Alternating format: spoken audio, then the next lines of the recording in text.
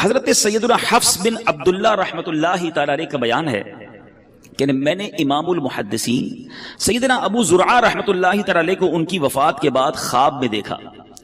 وہ پہلے آسمان پر فرشتوں کو نماز پڑھا رہے تھے، یعنی فرشتوں کی امامت کر رہے تھے.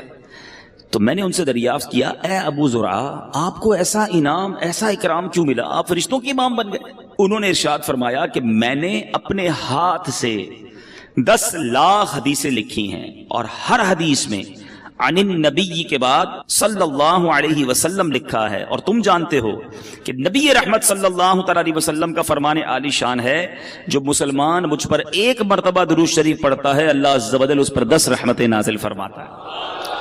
اب آپ سوچئے کہ بندہ ایک بار درود پاک پڑھے تو 10 رحمتیں ملتی ہیں. اس واقعے سے 2 باتیں سیکھنے کو ملی. ایک تو یہ سیکھنے کو ملی کہ جب بھی کچھ لکھنا چاہیے، ٹھیک ہے، تو اس کو جب پیارے آقا علیہ الصلوۃ والسلام کا نام نامی آئے تو اچھے انداز میں درود پاک لکھیں.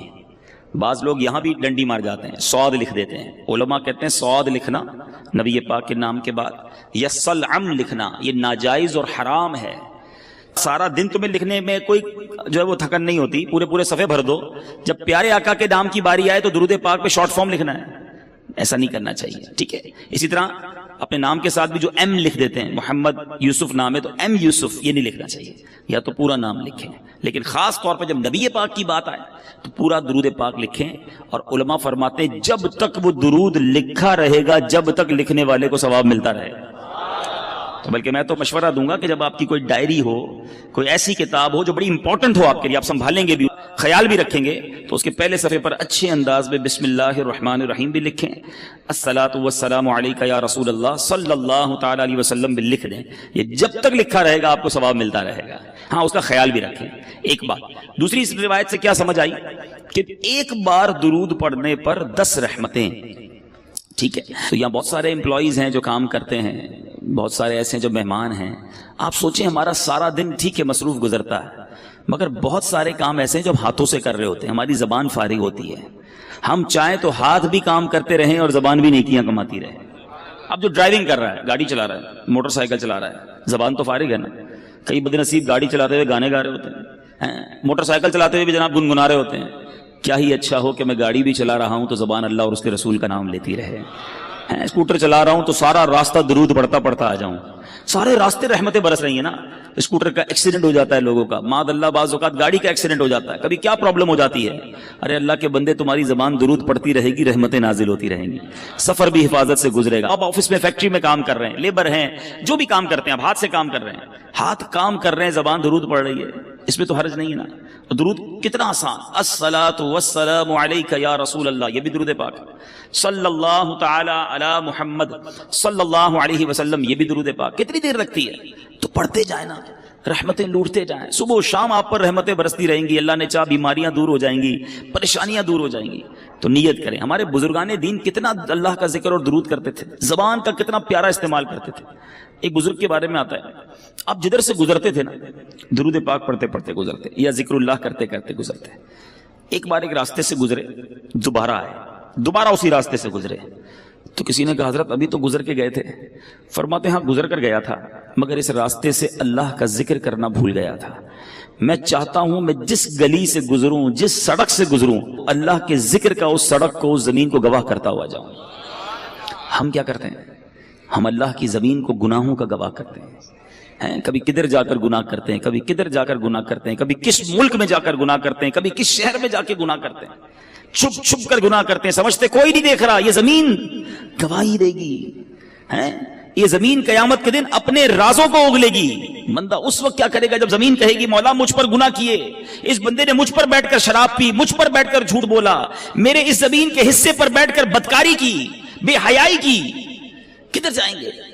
کتنا خوش نصیب ہے وہ شخص جس کی زمین گواہی دے گی مولا اس نے مجھ پر سجدہ کیا تھا، اے اللہ اس بندے نے اس زمین کے اس ٹکڑے پر کھڑے رہ کر تجھے یاد کیا تھا، اے اللہ یہاں بیٹھ کر تیری بارگاہ میں ہاتھ اٹھا کر آنسو بہائے تھے، اس بندے نے فلاں جگہ بیٹھ کر تیرا ذکر اور تیرے حبیب کا ذکر کیا تھا یا سنا تھا، یہاں بیٹھے تھے اجتماع میں، یہاں بیٹھے تھے بیان کرنے. یہ زمین، جی ہاں، جس زمین کے ٹکڑے پر ہم اس وقت بیٹھے ہیں، میرے رب کی رحمت سے امید ہے قیامت کے دن یہ زمین گواہی دے گی کہ اللہ تیرے بندے بیٹھے تھے کام کاج چھوڑ کر، مجھ پر بیٹھے تھے، تیرا اور تیرے حبیب کا ذکر کیا تھا.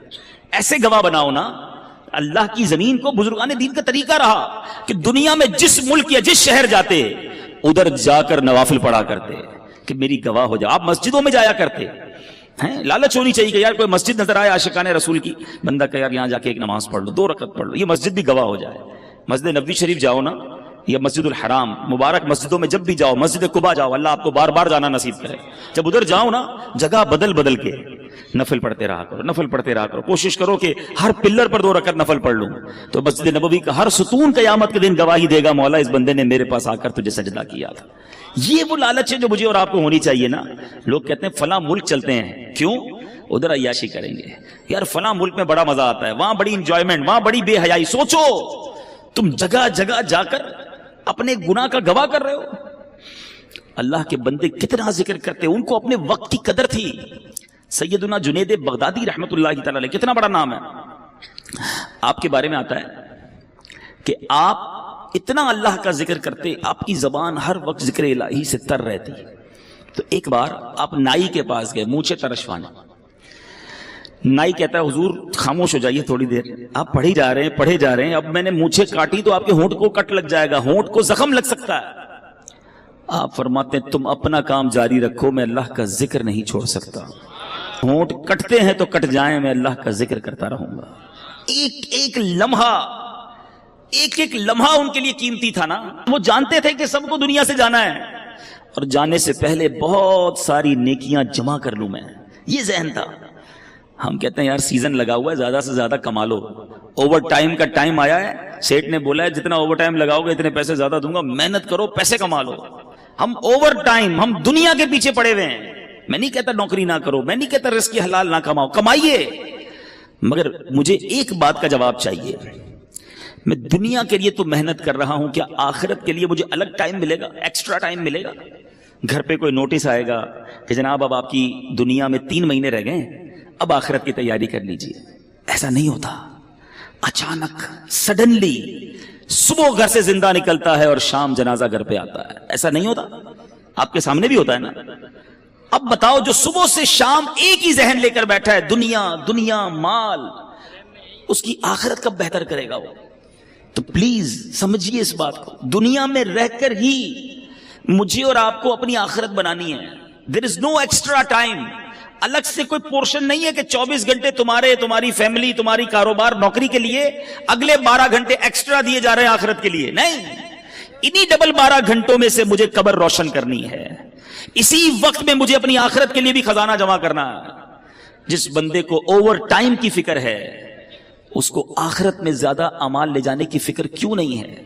سمجھو میری بات کو. آپ نوکری کیجئے, کاروبار کیجئے, روزگار کمائیے, مگر اپنی زبان کو اللہ اور اس کے رسول سے ذکر سے تر بھی تو رکھیے نا. کہیے سبحان اللہ, الحمدللہ, اللہ اکبر. کتنی دیر لگی مجھے بتاؤ؟ 30 سیکنڈ نہیں لگے آپ کو ان تینوں جملوں کے کہنے میں. ٹھیک ہے, آپ سب سے اچھی نوکری کر لو, میں کہتا ہوں امریکہ چلے جاؤ اور دنیا کے مہنگے ترین انسٹیٹیوٹ میں نوکری کر لو. 30 سیکنڈ میں کتنے پیسے کماؤ گے بتاؤ مجھے. چلو, جو دنیا کا سب سے بڑا کاروباری مجھے سن رہا ہے, انٹرنیشنلی مدنی چینل پر بعد میں سنیں, how much you earn with in 30 seconds. 30 second میں کتنے کما سکتے ہو؟ آؤ میرے سامنے بتاؤ مجھے. میں کہتا ہوں بہت بہت بہت بڑا پیسے والا بھی ہو اور اس کی کروڑوں روپے کی آمدنی ہو, پھر بھی 30 سیکنڈ میں 1 لاکھ روپے کمائے گا نا. بہت بڑی بات ہے کہ ہر منٹ 2 لاکھ روپے, اس سے زیادہ تو کوئی نہیں کماتا ہوگا. میں کہتا ہوں 10 لاکھ کما لو گے ہر 30 سیکنڈ میں. ایسے پاسبل نہیں ہے, ایزیوم کر لیتے ہیں, ایکسٹرا ہم نے پلس کر لیا اس کو. ٹھیک ہے, میں مان لیتا ہوں کہ تم 30 سیکنڈ میں 10 لاکھ کما سکتے ہو. حالانکہ یہاں تو میرے ایسے بھائی ہیں جو 30 سیکنڈ میں 30 روپے بھی نہیں کماتے ہوں گے. ٹھیک ہے نا, 30 سیکنڈ تو کچھ بھی نہیں ہے نا, مگر آپ کو اندازہ نہیں ہے آپ نے کیا کما لیا ہے. کیا کہا آپ نے؟ دوبارہ کہو سبحان اللہ. کیا کہا آپ نے؟ الحمدللہ. پھر کیا کہا تھا؟ اللہ اکبر. مبارک ہو تمہیں. دنیا کے پیچھے کیوں بھاگوں میں؟ یہ دنیا والے دیتے کیا ہیں؟ سنو میرا رب کیا دیتا ہے, رب کے حبیب کے سچے وعدے کیا دیتے ہیں. اللہ کے حبیب فرماتے ہیں صلی اللہ تعالی علیہ وسلم, جس کا مضمون ہے جو ایک بار سبحان اللہ کہے اس کے لیے جنت میں درخت لگا دیا جاتا. جو ایک بار الحمدللہ کہے جنت میں درخت لگا دیا جاتا. ایک بار اللہ اکبر کہے جنت میں درخت لگ جاتا ہے. چلیں واپس آتا ہوں اسی فارمولے پر. جس نے 10 لاکھ روپے کمائے 30 سیکنڈ میں, ہے کوئی جو 10 لاکھ روپے میں مجھے جنت کا ایک درخت دلا دے؟ پتا دلا دے, درخت تو چھوڑو. تمہارے کروڑوں روپے جمع ہو جائیں تو جنت میں داخل بھی نہیں ہو سکتے. مگر اللہ کے نبی کے سچے وعدے ہیں. میں مسلمان ہوں نا, مجھے اپنے نبی کے ہر بات پر یقین ہونا چاہیے. اللہ کے حبیب نے فرمایا ہے ایک بار سبحان اللہ کہو جنت میں درخت لگ جاتا ہے. اب سوچو یار کتنا آسان ہے نیکیاں کمانا. تو کریے نا کام, کریے نوکری, لیکن زبان تو سبحان اللہ کہتی رہے نا, زبان تو الحمدللہ کہتی رہے, درود پڑھتی رہے. کیوں میں وقت ضائع کروں؟ ہماری زبان غیبتیں کر رہی ہے, ہماری زبان گالیاں دے رہی ہے, ہماری زبان جھوٹ بول رہی ہے, ہماری زبان مسلمانوں کا دل توڑ رہی ہے. اب سوچو نا یہ زبان کتنی بڑی نعمت ہے. ارے اس زبان سے بندہ روزانہ لاکھوں کروڑوں نیکیاں کما سکتا ہے. مگر کتنا بد نصیب ہے وہ مسلمان جو اسی زبان سے نیکیاں تو درکنار سارا دن گناہ کما رہا ہے, گالیاں دے کر, جھوٹ بول کر, گندی باتیں کر کے, بے پردہ بے حیا لڑکیوں سے دوستیاں لگا کر ساری ساری رات فون پہ بات کر کے کیا کر رہے ہو آپ؟ سوچو اللہ کو کیا جواب دو گے؟ مرنا ہم سب نے. میں بات جو کر رہا ہوں اللہ کرے میری بات آپ سمجھیں کہ ہمارے پاس ایکسٹرا ٹائم نہیں ہوگا. میں کل ایک ایسی شخصیت سے, ایسے بندے سے مل کے آیا ہوں جس نے مجھے اداس کر دیا. آپ کے حیدرآباد کا شخص ہے, ان کو لیور کا, کڈنی کا کینسر ہو گیا, 52 سال عمر ہے, اور وہ بندہ کہتا ہے میں 16 سال تک حیدرآباد سے نوری آباد جاتا رہا, نوکری کرتا رہا, بالکل فٹ فاٹ, کوئی پرابلم نہیں. ماشاءاللہ اس کے جوان بیٹے ہیں, اللہ نے بہت دیا ہے اس گھر کو. میں کل دیکھتا رہا, میں تو یہ سوچتا رہا یار یہ عمر بھی اتنی نہیں ہے. میں نے کہا ہوا کیا آپ کو؟ کہتے کچھ بھی نہیں تھا مجھے. رمضان میں مجھے کڈنی میں یہاں درد ہوتا رہا, ڈاکٹرز کو دکھایا, ٹیسٹ کرائے, ڈاکٹر کہتے ہیں کینسر کا آخری سٹیج ہے. میں سوچتا رہا یار کتنی پلاننگ, کتنے ارادے, یہ کروں گا تو بچوں کی شادی. اب اس بندے سے کھڑا نہیں ہوا جا رہا تھا. رمضان اور ابھی کتنے مہینے ہوئے ہیں؟ 6 مہینے تقریباً. 6 مہینے میں ختم ہو گیا وہ بندہ. اللہ سے پھر دعا کرتا ہوں اللہ اسے شفا عطا فرمائے. مگر مجھے ہلا گیا وہ شخص, میں سوچتا رہ گیا. اللہ کی رحمت سے میں نے اکیلے میں اس کو بٹھا کر پھر کلمہ پڑھایا, توبہ, کیونکہ مجھے بڑا ڈر لگ رہا تھا. اللہ اس کو ہمت دے, طاقت دے, اس کو شفا کاملہ دے. مگر ودن 6 مہینے دنیا ختم ہو گئی نا. 6 مہینے تو دور کی بات ہے, ادھر بندہ صبح جاتا ہے رات جنازہ آتا ہے. مگر ہماری پلاننگ ہی عجیب ہے, ہمارا جینے کا انداز ہی عجیب ہے. ہمیں لگتا ہے مرنا ہی نہیں ہے. ہماری زندگی میں سارا شیڈول ہے کہ اتنے سال بعد شادی کروں گا, شادی ہو گئی تو بچے ہوں گے, بچوں کو پھر فلاں اسکول میں پڑھاؤں گا, اس کے بعد بچوں کی شادیاں کروں گا, ایک گھر ہے تو بڑا گھر لوں گا, ایک فیکٹری ہے تو اور فیکٹری لگاؤں گا. یہی پلاننگ. مروں گا تو کیا کروں گا, اس کی پلاننگ. قبر میں جاؤں گا تو وہ روشن ہوگی کہ نہیں, اس کی پلاننگ. قبر میں جاؤں گا تو لے کر کیا جاؤں گا, اس کی پلاننگ. کسی نے دفن ہوتے ہوئے کسی کو دیکھا ہے؟ کوئی ہے جو تدفین کے وقت سارے گئے ہوں گے. کبھی قبر کے اندر کوئی تجوری دیکھی ہے کہ آپ نے دیکھا ہو قبر میں تجوری ہو, سارا سونا, سارے بانڈ, سارے پیسے اس میں ڈال کر لاک لگا کے مردہ لے گیا ہو؟ قبر میں کوئی تجوری نہیں. کفن میں کوئی جیب دیکھا ہے؟ کفن میں کوئی جیب نہیں. سوچو خالی جانا ہے, سب ادھر ہی رہ جائے گا. کیا جائے گا ساتھ؟ میری نیکیاں, اچھے اعمال کتنے ہیں؟ اب سوال یہ ہے نا, جب جاگا جو میرے ساتھ جائے گا وہ کتنے ہیں, اس کی کتنی تیاری ہے؟ ابھی جوان بیٹھے ہیں سارے, کہتے ہیں جناب بالکل نیکیاں کریں گے, لیکن ابھی تو مزے کی عمر ہے نا. 50 سال کا ہو جاؤں پھر اللہ اللہ ہی کروں گا, پھر تو داڑھی بھی رکھ لوں گا, پھر نماز بھی پڑھوں گا, پھر روزے بھی رکھوں گا. ابھی تو مزے کے دن ہیں. کیا جوان نہیں مرتے؟ کیا نوجوانوں کو مرتے نہیں دیکھا؟ کب تیاری کرو گے؟ ایسے کئی جوان پہنچ گئے قبر میں جنہوں نے نیت کی تھی بوڑھا ہو کر نماز پڑھوں گا, نہیں ملا بوڑھا ہونے کا موقع. ایسے کئی لوگ قبر میں پہنچ گئے جنہوں نے نیت کی تھی مدینے جاؤں گا پھر داڑھی رکھوں گا, نہیں جا سکے اور چلے گئے قبر میں. ایسے کئی چلے گئے قبر میں جنہوں نے کہا تھا اگلی رمضان سے پورے روزے رکھوں گا, رمضان نہیں آیا وہ قبر میں چلے گئے. ہوئے نام ور بے نشاں کیسے کیسے, زمین کھا گئی نوجوان کیسے کیسے. جگہ جی لگانے کی دنیا نہیں ہے, یہ عبرت کی جا ہے, تماشا نہیں ہے. اللہ کی رحمت سے میں آپ کو جو بات سمجھانا چاہ رہا ہوں نا, میں یہ نہیں کہتا زندگی کو جب آپ ساری زندگی چھوڑ دو, آپ کاروبار کیجئے, حلال کیجئے, نوکری کیجئے, حلال کیجئے, اپنی فیملی کے ساتھ وقت گزاریے, بالکل گزاریے, اپنے بچوں کے ساتھ خوش رہیے, خوش رہیے. شریعت نہیں کہتی کہ جناب آپ ساری فیملی گھر بار چھوڑ کر فقط اللہ اللہ کرتے رہیں. گھر بار, کاروبار, family, every thing is okay, enjoy کیجیے اپنی لائف کو, مگر شریعت کے دائرے میں رہ کر, نماز کی پابندی کر کے, حلال روزی کما کے, جھوٹ, غیبت, بدگمانی, بد کلامی, بد اخلاقی, اس سے بچ کر, بے حیائی سے بچ کر کیا زندگی انجوائے نہیں کی جا سکتی؟ شیطان ہمارے دل میں یہ ڈالتا ہے کہ گناہ کر کے ہی انجوائمنٹ ہے, یہ غلطی ہے. ساری رات فلم دیکھنے والے کو کیا پتا کہ رات اللہ کے نبی کی یاد میں آنسو بہانے کا مزہ کیا ہے. وہ سمجھتا ہے فلموں میں ہی مزہ ہے. ساری رات ٹیلی فون پر گندی کرنے کی بجائے کسی کو کیا پتا کہ سو کر تہجد پڑھ کے اللہ کی بارگاہ میں آنسو بہانے کا لطف کیا ہے. وہ لطف دیکھا نہیں ہے نا. جس کو فلموں کی عادت ہے وہ سمجھتا ہے فلم دیکھوں گا نہیں تو نیند ہی نہیں آئے گی. لیکن جس کو عشق رسول کی لت پڑ جائے، آئے ہائے، جس کو پیارے آقا سے محبت ہو جائے، دنیا کی لڑکیوں سے اور بے حیا عورتوں سے دوستیاں کرتے ہو، اللہ کے حبیب سے محبت کر لو، ہر آنسو تمہارا رتبہ بڑھائے گا. نیند کروٹ بدل کر نہیں آئے گی جب ندینے والے کی یاد آئے گی، مگر وہ بے قراری میں بھی سکون آئے گا. کیا خوبصورت بات مولانا حسن رضا خان صاحب لکھتے ہیں نا، میرے دل کو درد الفت وہ سکون دے الہی، میری بے قراریوں کو نہ کبھی قرار آئے. نہیں چاہیے ہمیں قرار، پیارے آقا کے عشق کی بے قراری مل جائے تو پھر بے قراری کا ہی لطف ہے. ہاں یہ وہ آگ ہے. دنیا کے عشق میں کوئی گرفتار ہوتا ہے نا، اسے آگ لگتی ہے، پرابلم ہوتی ہے، نہیں مزہ آتا محبوب کے بغیر. اور اگر محبوب نہ سنے، بات نہ مانے، محبوب سے جو چاہتا ہے وہ نہ ملے تو وہ بے قرار ہی رہتا ہے، آگ لگ جاتی ہے دل میں. آؤ میں بتاتا ہوں، ایک آگ عشق کی ایسی ہے جو لگا لو جہنم کی آگ بجھ جائے گی. اعلیٰ حضرت لکھتے ہیں، اے عشق تیرے صدقے جلنے سے چھٹے سستے، اے عشق تیرے صدقے جلنے سے چھٹے سستے، جو آگ بجھا دے گی وہ آگ لگائی ہے. یہ آگ لگاؤ نا جو وہ آگ بجھا دے. تو اے میرے میٹھے اسلامی بھائیوں، میں چلا تو کچھ اور بیان کرنے تھا، مگر چلیں یہ باتیں بھی بڑی پیاری ہیں کہ زبان کا صحیح استعمال کریں، اپنے وقت کی قدر کریں. یہ وقت جو ہے نا یہ موتی ہیں. سانس کی مالا جو ہے نا، دیکھیں کبھی غور کیا ہم نے، جو ہماری جو بریتھ ہے، سانس ہے، یہ ساری کاؤنٹنگ کی ہوئی ہیں، آپ کو معلوم ہے؟ یعنی ہماری سانسیں بھی یہ گنی ہوئی ہیں. اگر بندہ اس کی قدر نہ کرے تو یہ سانسیں تو ختم ہو جائیں گی نا. اے میرے میٹھے اسلامی بھائیوں، ایک ایک سانس کاؤنٹڈ ہے. میں نے آپ سے گفتگو کے دوران بہت ساری سانسیں لے لی ہیں اور آپ نے بہت ساری سانسیں لے لی ہیں.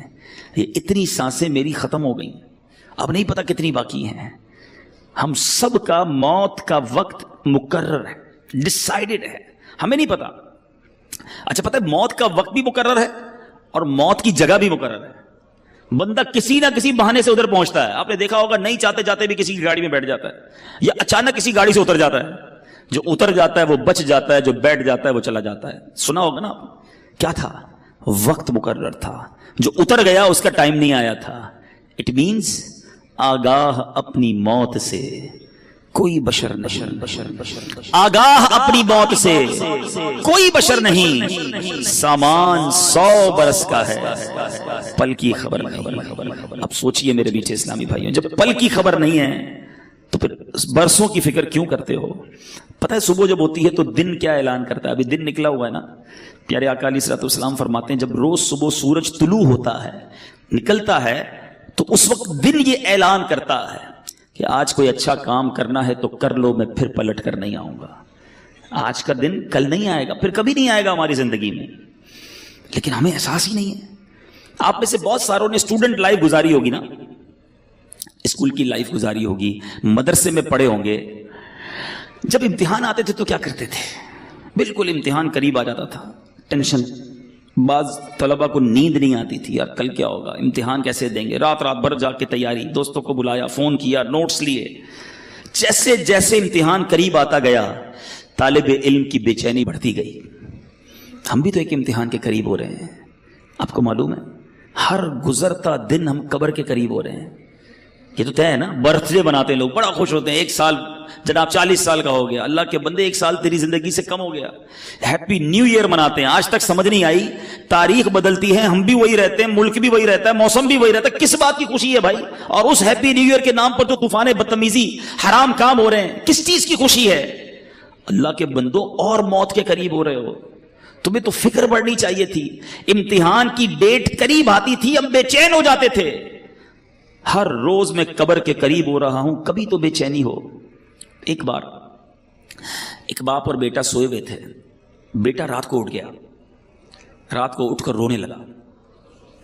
باپ نے کہا بیٹا کیوں رو رہے ہو، کیا ہو گیا؟ کہتا ابو جان بات یہ ہے کہ صبح مجھے کل قاری صاحب نے ایک سبق دیا تھا، اب مجھے کل استاد صاحب کو وہ سبق سنانا ہے. سبق یاد نہیں ہوا ہے، اب استاد صاحب کو نہیں سناؤں گا تو انہوں نے سزا دینی ہے. یہ سن کر باپ بھی رونے لگ گیا. کمال کا باپ تھا، رونے لگ گیا. کسی نے پوچھا کہ تم کیوں رو رہے ہو؟ کہتا ہے میرے بیٹے کو ایک سبق یاد نہیں ہے، اس کے لیے رو رہا ہے. کہ قاری صاحب کو کیا جواب دوں گا، میں نے تو اللہ کی کتنی نافرمانیاں کی ہیں، اللہ کی بارگاہ میں کھڑا کر کے ہڑا ہوا تو کیا جواب دوں گا، اس کو ایک دن سبق سنانا ہے، اس کو بے چینی ہے، مجھے ساری زندگی کا حساب دینا ہے، میں کیسے سو رہا ہوں۔ کبھی زندگی میں ایسا ہوا؟ ذرا سوچئے، بہت سارے ایسے تو ہوں گے کہ ڈاکٹر اگر کوئی بیٹھا ہو یہاں پر تو ڈاکٹر صاحب بتائیں گے کہ ان کے پاس بہت سارے لوگ آ کر کہتے ہیں ڈاکٹر صاحب بلڈ پریشر بڑھ گیا ہے، شوگر بڑھ گئی ہے، ٹینشن میں نیند نہیں آتی، تو ڈاکٹر صاحب پوچھتے ہوں گے کہ بیٹا بھائی جان کیوں نہیں آتی نیند؟ تو کہتے ہوں گے کاروبار کی مشکل ہے، بچے جوان ہو گئے ہیں، شادی کرنی ہے، ٹینشن بہت ہے، اس لیے شوگر ہو گئی، اس لیے بلڈ پریشر ہو گیا، اس لیے نیند نہیں آتی۔ کوئی ایک ایسا آتا ہے ڈاکٹر کے پاس، ڈاکٹر صاحب ساری رات سو نہیں سکتا کہ میری مغفرت ہوگی کہ نہیں، میں بخشا جاؤں گا کہ نہیں، میں ایمان سلامت لے کر جاؤں گا کہ نہیں۔ ہو سکتا ہے آپ میں سے کوئی سوچے یار یہ کیسی باتیں کر رہے ہیں، یہ بھی کوئی ٹینشن ہے؟ ارے اللہ والوں کو اس کی کتنی ٹینشن ہوتی تھی۔ آپ کو پتہ ہے نبی پاک صلی اللہ تعالیٰ علیہ وسلم کی ایک بڑی مشہور دعا ہے، آقا تو بخشے بخشائے نا، ان کے صدقے ہم بخشے جائیں گے، مگر نبی پاک کی دعا سنو، یا مقلب القلوب ثبت قلبی علی دینک، اے دلوں کو پھیرنے والے اپنے دین پر مجھے ثابت قدمی عطا کر۔ یہ میرے آقا کی دعا ہے۔ ہم نے کبھی دعا کی یا اللہ ایمان سلامت رکھیو، یا اللہ موت میں مروں تو ایمان کے ساتھ جاؤں، مجھے لمحہ بھر جہنم میں نہ ڈالنا؟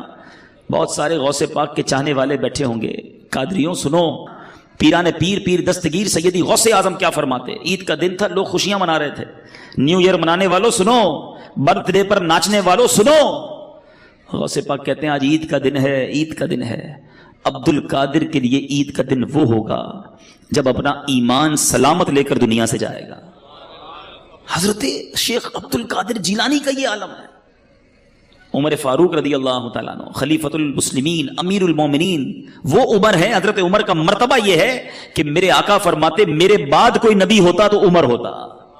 عمر جس گلی سے گزر جائے اس گلی سے شیطان نہیں گزرتا، یہ مرتبہ قطعی جنتی گارنٹیڈ۔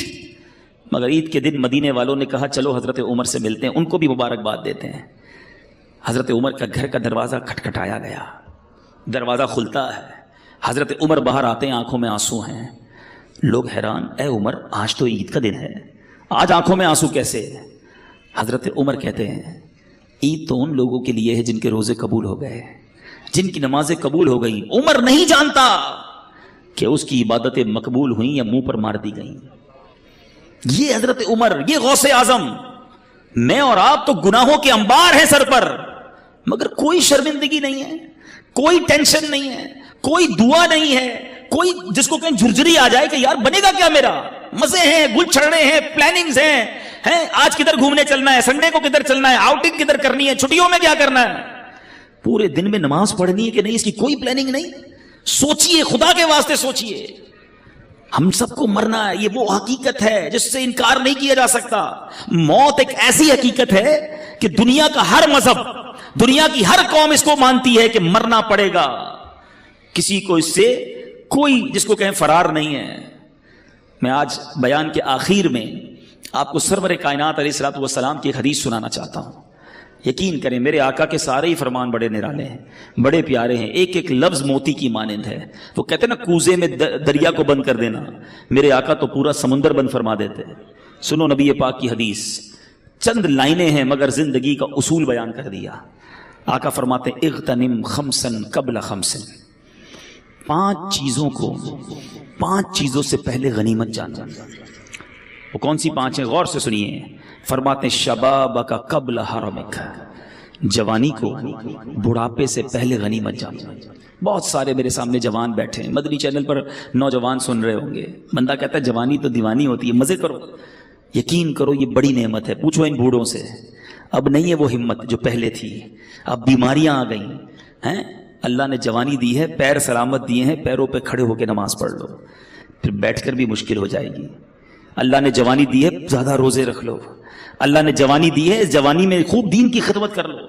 بوڑھے کہتے ہیں ہم کو کہ یار ہم بھی اب ہمت نہیں رہی، ورنہ ہم بھی مدنی قافلوں میں جاتے، ہم بھی آپ کے ساتھ دین کی خدمت کرتے، اب تو جناب تھک جاتے ہیں۔ اے جوانوں، اس دن سے پہلے عبادت کر لو جب یہ اعضاء ساتھ دینا چھوڑ دیں۔ ملتے ہیں لوگ کہتے ہیں پیروں میں ہمت نہیں، تراویح نہیں پڑی جاتی، جب ہمت تھی تو کیوں نہیں پڑی؟ اے میرے جوانوں سنو، یہ جوانی عیاشی کے لیے نہیں، اللہ کی نافرمانی کے لیے نہیں دی گئی۔ جوانی کی جو توبہ ہے نا، یہ ولیوں کا پیشہ ہے، ولیوں کا طریقہ ہے، انبیاء کا طریقہ ہے۔ مفتی اعظم ہند مصطفیٰ رضا خان صاحب نوری جو اعلیٰ حضرت کے بیٹے ہیں، شہزادے ہیں، فرماتے ہیں کہ ریاضت کے یہی دن ہیں، بڑھاپے میں کہاں ہمت، ریاضت کے یہی دن ہیں، بڑھاپے میں کہاں ہمت، جو کچھ کرنا ہے اب کر لو، ابھی نوری جوان تم ہو، ابھی کر لو۔ لیکن لوگ اسی جوانی میں اللہ کو ناراض کرتے ہیں۔ اے میرے میٹھے اسلامی بھائیوں، ایک بزرگ کے بارے میں آتا ہے، ان کی عمر 100 سال کے قریب ہو گئی، ان کی آنکھیں بھی صحیح تھیں، کان بھی صحیح، زبان بھی ٹھیک، سارے اعضاء سلامت۔ کسی نے کہا حضرت یہ کیسے 100 سال میں تو بندہ ڈھل جاتا ہے؟ بڑی کمال کی بات کہی انہوں نے، فرماتے جوانی میں میں نے اپنے یہ اعضاء رب کی نافرمانی میں نہیں گزارے، اللہ نے بڑھاپے میں میرے اعضاء کو حفاظت سے رکھا ہے۔ یہ آنکھیں حرام میں نہیں دکھائی تھی میں نے، یہ کان حرام میں نہیں سنے، اللہ نے بڑھاپے میں بھی یہ چیزیں میری سلامت رکھی۔ اگر بڑھاپا اچھا چاہتے ہو نا تو جوانی میں اللہ کو یاد رکھو۔ جوانی میں رب کو ناراض کرو گے، بڑھاپے میں کچھ بھی نہیں بچنا۔ اول تو بڑھاپا آئے گا نہیں آئے گا اس کی گارنٹی نہیں ہے۔ اب سنو، 5 چیزیں تھی نا، پہلی کیا ہے؟ بڑھاپے سے پہلے جوانی کو غنیمت جانے۔ آقا فرماتے ہیں وَصِحَّتَكَ قَبْلَ سَقَمِكَ، صحت کو بیماری سے پہلے غنیمت جانو۔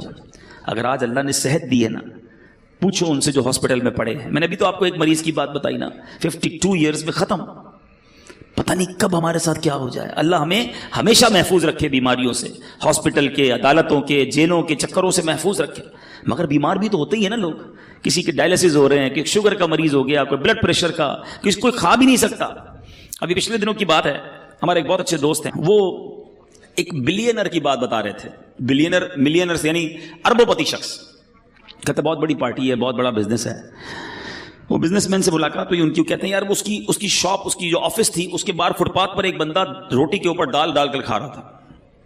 تو وہ اربوں پتی شخص کہتا ہے یار یہ کتنا خوش نصیب ہے، دال کھانے والے کو کہہ رہا ہے یار یہ اپنے ہاتھ سے جو چاہتا ہے کھا لیتا ہے۔ اس اربوں پتی شخص کو بیماری تھی کہ وہ 1 گلاس پانی بھی روز نہیں پی سکتا، اس کے گردوں میں ایسا پرابلم تھا کہ ڈاکٹر کہتے تھوڑا تھوڑا پانی پینا ہے۔ کہا یہ کتنا خوش نصیب ہے کہ بیٹھ کے فٹ پاتھ پہ مزے سے دال روٹی کھا رہا ہے۔ یہ ہے بیماری، پیسوں سے صحت نہیں ملتی۔ جس کے پاس صحت ہے وہ اربوں پتی ہے، اس سے بڑا خوشحال کوئی نہیں۔ جب جیسے چاہو چلتے ہو، پوچھو لنگڑے سے کیسے گزرتی ہے زندگی، جو چاہے بولتے ہو۔ بیٹھو کبھی کسی گونگے کے پاس تو پتا چلے گا کہ اشارے کر کر کے اس کا حال کیا ہو جاتا ہے۔ ہاتھ سلامت ہیں، جو چاہو اٹھا لیتے ہو، نہیں ہے ہاتھ اس سے پوچھو۔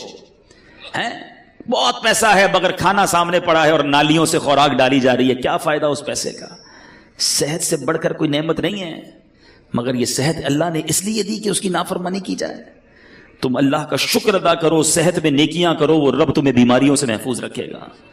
آگے سنو، میرے آقا فرماتے ہیں 5 چیزیں تھیں نا، 2 ہو گئیں، پھر فرمایا وَغِنَاكَ قَبْلَ فَقْرِكَ۔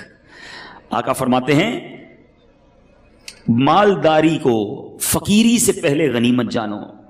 جتنے پیسے والے بیٹھے نا، جن کو اللہ نے اچھا نوازا ہے، ویسے ہم ساری پیسے والے ہیں، یہ بھی بتا دوں، یہ بھی عجیب، یہ سوچتا چھوڑ دو میں غریب ہوں، میں بڑا امیر و کبیر ہوں، شہ 2 سرا کا فقیر ہوں۔ میں کیوں غریب ہوں بھائی؟ مالداروں نہ اتراؤ تم مال پر، ان کا منگتا تونگر مدینے میں۔ آپ کہیں گے یار شعر بول کے ہماری غربت ہی غائب کر دی، چلو میں آپ کو لاجیکلی بھی آپ کی غربت غائب کر دیتا ہوں۔ ہاں، دلیل کے طور پہ غربت آپ کی ختم، آپ خود کہو گے میں مالدار ہوں۔ ایک بزرگ کے پاس ایک شخص آیا، کہتا حضور بڑا غریب، کچھ بھی نہیں میرے پاس، کلاش، پیسے ہی نہیں۔ کہا کچھ بھی نہیں، کہا کچھ بھی نہیں، اللہ نے دیا ہی نہیں کچھ، معاذ اللہ۔ یہ بھی کہتے ہیں لوگ، اللہ سے اس طرح کا شکوہ کرتے ہو کہ مجھے کچھ دیا نہیں۔ وہ بزرگ بھی کمال کے دے، کہا ٹھیک ہے ایک آنکھ دے دو 5 لاکھ روپے لے لو۔ کہا حضرت اندھا ہو جاؤں گا۔ چلو ٹھیک ہے ایک ہاتھ دے دو 5 لاکھ لے لو۔ کہا حضرت ہاتھ کے بغیر تو کیسے لائف گزرے گی؟ اچھا نہیں دینا، ایک کان دے دو 5 لاکھ لے لو۔ کہا حضرت بہرا ہو جاؤں گا۔ اچھا چلو کان بھی رکھو اپنے پر، ٹانگ دے دو، 1 2 ہے نا، ایک ٹانگ دے دو 5 لاکھ لے لو۔ نہیں حضرت لنگڑا ہو جاؤں گا۔ اچھا گردے تو 2 ہے نا، ایک گردہ ہی دے دو، ایک سے تو زندگی چلے گی، 5 لاکھ لے لو۔ کہ نہیں حضرت گردہ کیسے دوں گا؟ اچھا چلو خالی زبان ہی دے دو 10 لاکھ روپے لے لو۔ کہ گونگا ہو جاؤں گا۔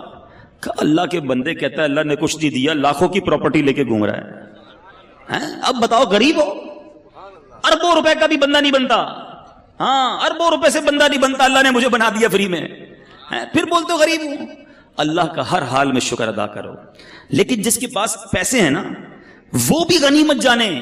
آقا فرماتے ہیں وَغِنَاكَ قَبْلَ فَقْرِكَ، اپنی غنا کو، اپنی امیری کو فقیری سے پہلے غنیمت جانو. آپ سب بیٹھے، یہ بزرگ بیٹھے سفید داڑھیوں والے، پوچھو ان سے، انہوں نے کئی امیروں کو دیکھا ہوگا جو غریب ہو گئے.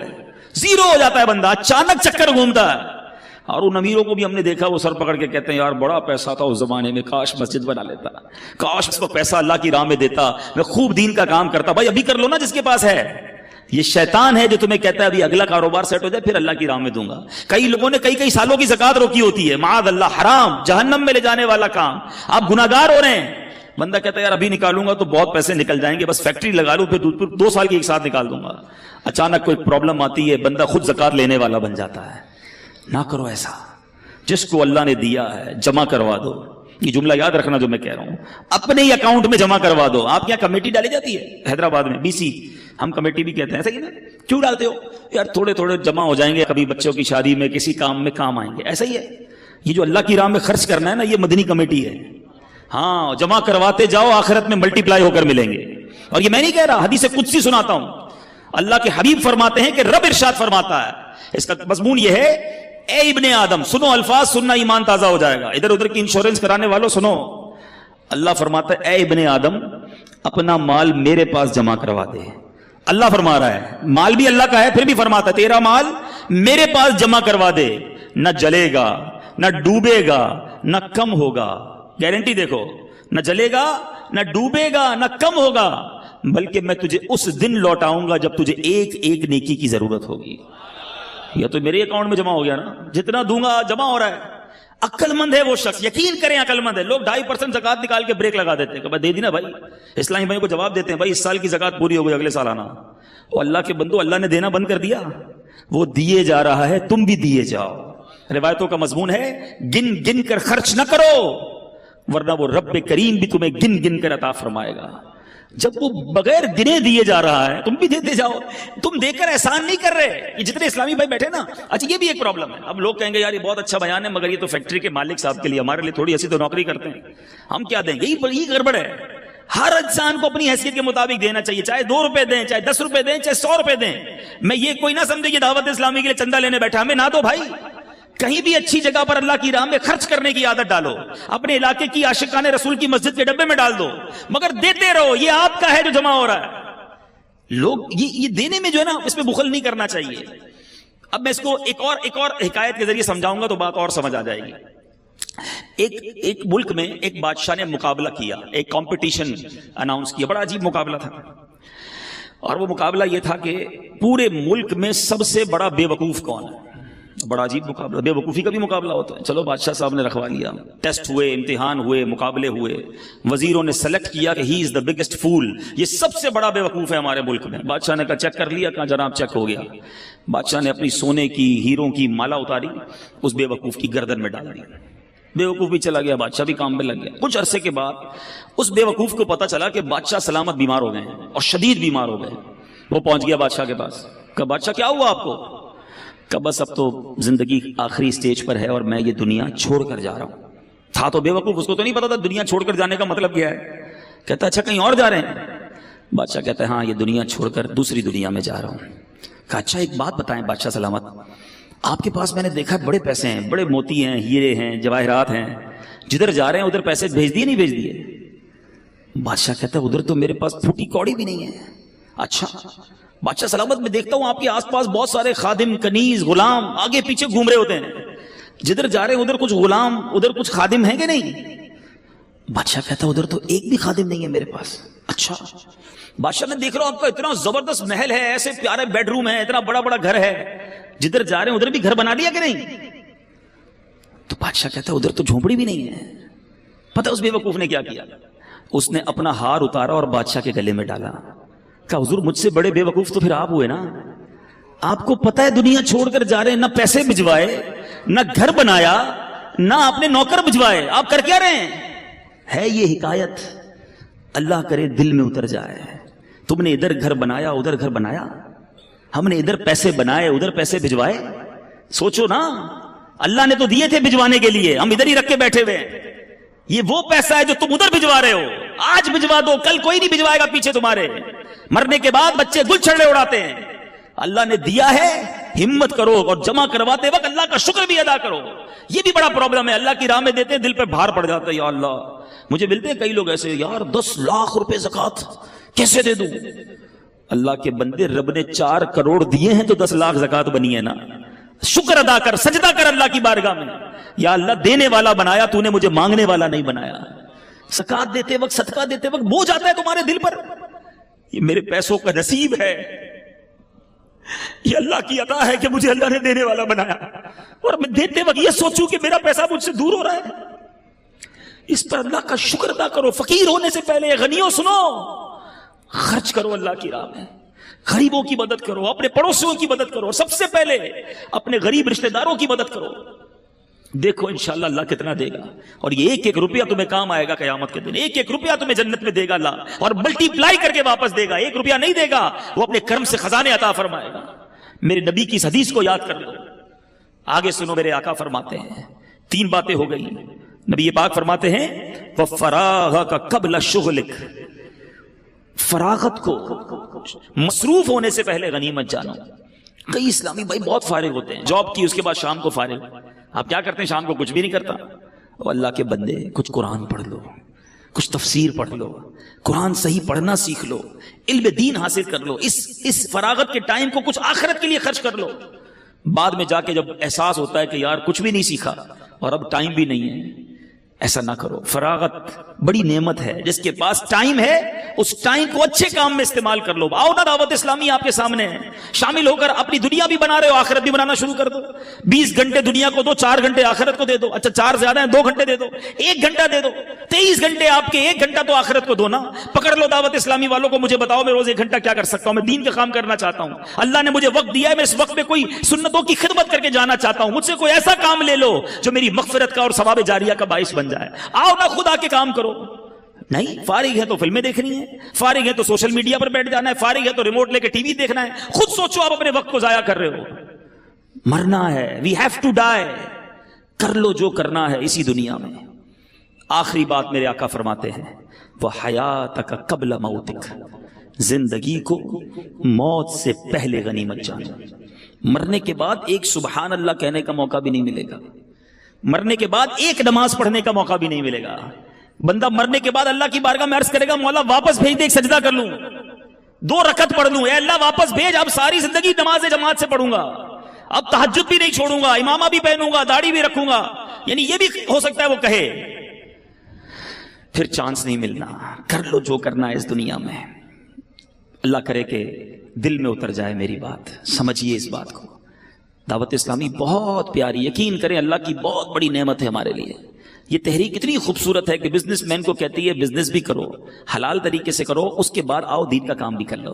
اسٹوڈنٹ ہو آپ اسٹڈی پڑھیں, صحیح طریقے سے پڑھیں, حلال طریقے سے پڑھیں, اپنے اسکول میں بھی دین کا کام کر لو. اچھا آپ جناب نوکری کرتے ہیں, بالکل حلال طریقے سے نوکری کیجیے, مگر نمازوں کی پابندی بھی کیجیے, سچ بولیے, اور ساتھ ساتھ دین کا تھوڑا سا کام کر لیں. یعنی ہماری لائف کے اندر ایک ایسا سافٹ ویئر آ جاتا ہے کہ لائف بھی گزر رہی ہے اور آخرت بھی بن رہی ہے, دنیا بھی اچھی ہو رہی ہے, آخرت بھی اچھی ہو رہی ہے. اتنی پیاری تحریک ہے. ہمیں کبھی بھی یہ نہیں کہتی دعوت اسلامی سب کچھ چھوڑ دو, بس آ جاؤ ہمارے ساتھ اور مسجد کے کونے میں بیٹھ جاؤ. نہیں, آپ لائف گزاریں مگر شریعت کے مطابق گزاریں. آپ انجوائے کریں گے, یقین کریں. جو لوگ یہ کہتے ہیں نا یار یہ شریعت پر عمل کرنا مشکل ہے, یہ دور ہے شریعت سے, یہ دین سے دور ہے, ان کو لگتا ہے مشکل ہے. دنیا میں سب سے فلیکسیبل, کبھی موقع ملا تو اس پر بیان کروں گا کہ موسٹ فلیکسیبل ریلیجن آن ارتھ, ساری کائنات میں اگر سب سے آسان اور جس کو آپ فلیکسیبل کہیں, جس کے اندر گنجائش ہے, وہ مذہب اسلام ہے. اس سے آسان مذہب کوئی نہیں ہے. مثال دے دیتا ہوں 2-3. آپ بیمار ہیں, کھڑے ہو کے نماز نہیں پڑھ سکتے, بیٹھ کے پڑھ لیں. بیٹھ کے نہیں پڑھ سکتے, لیٹ کے پڑھ لیں. پانی نہیں ہے تو تیمم کر لیں. سفر میں ہے تو روزے بھی اللہ نے معاف کر دیے, بعد میں رکھ لیں. سفر میں ہے تو قصر کر لیں نماز کو. پٹی لگی ہوئی ہے تو ڈاکٹر نے منع کیا ہے, نقصان ہے, اس پٹی کے اوپر آپ مسا کر لیں. ایوری تھنگ کا سولوشن ہے. جو پرابلم ہے, پیسے ہیں تو زکات دینی ہے, قربانی کے پیسے نہیں ہے تو قربانی بھی نہیں کرنی ہے, پیسے ہیں تو حج کرنا ہے. یعنی اتنی آسانیاں ہیں مذہب میں. دور رہنے والا سوچ رہا ہوتا کہ نہیں جناب بڑا مشکل ہے, اسلام سے آسان مذہب اور کوئی نہیں ہے, بلکہ دین فطرت ہے. اسلام پر عمل کرے تو صحیح زندگی گزرتی ہے, غلط گزر رہی ہوتی ہے جب اسلام سے دور ہوتے ہیں.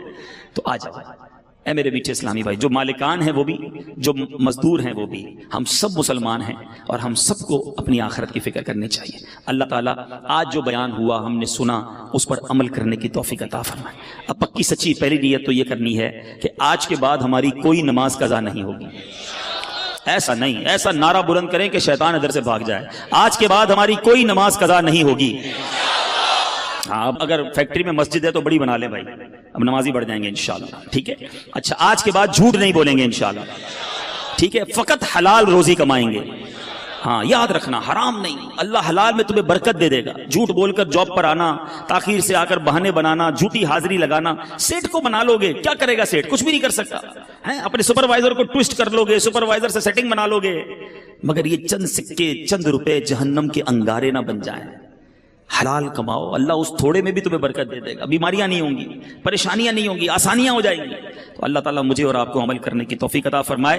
اور ایک اور نیت انشاءاللہ، ہر جمعرات فیضان مدینہ میں ہر جمعرات دعوت اسلامی کا اجتماع ہوتا ہے۔ دیکھیں ابھی بھی آپ بیان میں آئے، کچھ سیکھنے کو ملا ہوگا نا، کچھ فرق پڑا ہے، کچھ دل پر اثر ہوا ہے، ایسا ہی ہے نا؟ لیکن ایک ہی بیان سے کیا ہوگا؟ ہر جمعرات آتے رہیں گے، انشاءاللہ دل پر اثر ہوتا رہے گا۔